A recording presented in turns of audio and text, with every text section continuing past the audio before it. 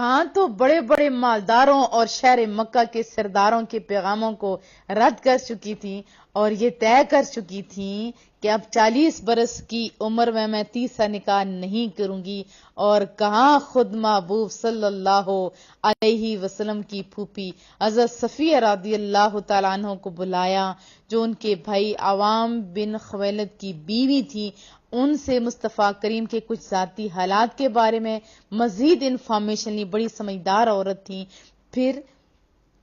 ایک بنو امیہ کے ایک نفیسہ ان کا نام تھا، ان کے ذریعے خود ہی مصطفیٰ کریم صلی اللہ علیہ وسلم کے پاس نکاح کا پیغام بھیج دیا۔ اور امام سیرت محمد بن اسحاق نے لکھا ہے کہ اس رشتہ کو پسند کرنے کی جو زوجہ حضرت اماں خدیجہ رضی اللہ تعالیٰ عنہ نے خود محبوب سے بیان کی ہے، وہ خود ان کے الفاظ میں یہ ہیں: انی قد رغبت فیک لحسن خلقک وصدق حدیثک، یعنی میں، اماں خدیجہ بتاتی ہیں، یعنی میں آپ صلی اللہ علیہ وسلم کے اچھے اخلاق اور آپ صلی اللہ علیہ وسلم کی سچائی کی وجہ سے آپ کو پسند کیا۔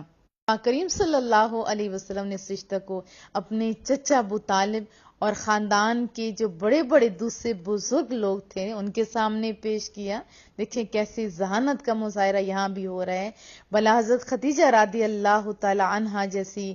پاک دامن، شریف، عقل مند اور مالدار عورت سے شادی کرنے کا کون نہ کہتا۔ سارے خاندان والوں نے نہایت خوشی کے ساتھ اس رشتے کو نہ صرف منظور کر لیا بلکہ خوشی کا اظہار بھی کیا، اور نکاح کی تاریخ مقرر ہوئی۔ مصطفیٰ کریم صلی اللہ علیہ وسلم، حضرت حمزہ رضی اللہ تعالی عنہ اور حضرت ابو طالب وغیرہ اپنے چچاؤں اور خاندان کے دوسرے افراد اور شرفاء جتنے تھے، بنی ہاشم، سرداران مضر کو اپنی جو بارات تھی وہ بارات میں جو ہے وہ لے کے جاتے ہیں، اور حضرت بی بی خدیجہ رضی اللہ تعالیٰ عنہ کے مکان پر تشریف لے جاتے ہیں، نکاح ہوتا ہے۔ اور اس نکاح کے وقت آپ کے چچا جان نے نہایت ہی فصیح اور بلیغ خطبہ پڑھا۔ اس خطبے سے بہت اچھی طرح اس بات کا اندازہ ہو جاتا ہے کہ اعلان نبوت سے پہلے آپ کے خاندان کے جو لوگ تھے، بڑے بوڑھوں کا آپ صلی اللہ علیہ وسلم کے متعلق کیا خیال تھا، اور آپ کے اخلاق اور آپ کی عادات نے ان لوگوں پر کیسا اثر ڈالا تھا۔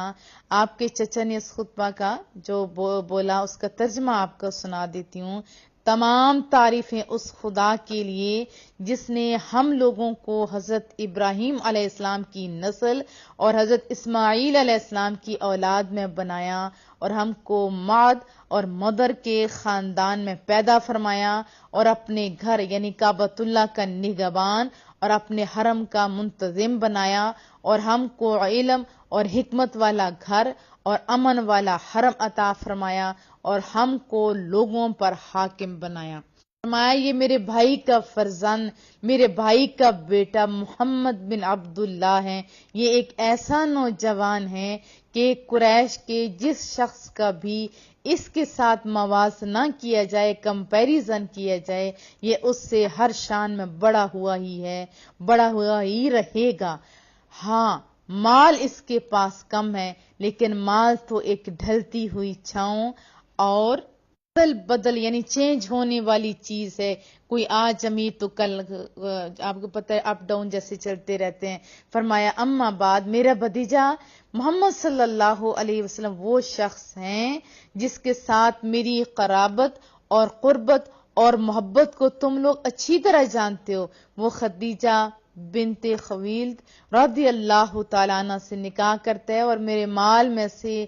20 اونٹ مہر مقرر کرتا ہے، اور اس کا مستقبل بہت ہی تابناک، عظیم الشان اور جلیل القدر ہے۔ یہ پیارے ورڈز انہوں نے بولے تھے۔ آپ کے چچا جان اپنا یہ ولولہ انگیز خطبہ ختم کر چکے تو حضرت بی بی خدیجہ رضی اللہ تعالی عنہ کے چچا زاد بھائی ورقہ بن نوفل نے بھی کھڑے ہو کر ایک بڑا ہی خوبصورت خطبہ پڑھا تھا۔ بہت ہی پیارے الفاظ تھے کہ خدا ہی کے لیے ہے حمد جس نے ہم کو ایسا ہی بنایا جیسا کہ ابو طالب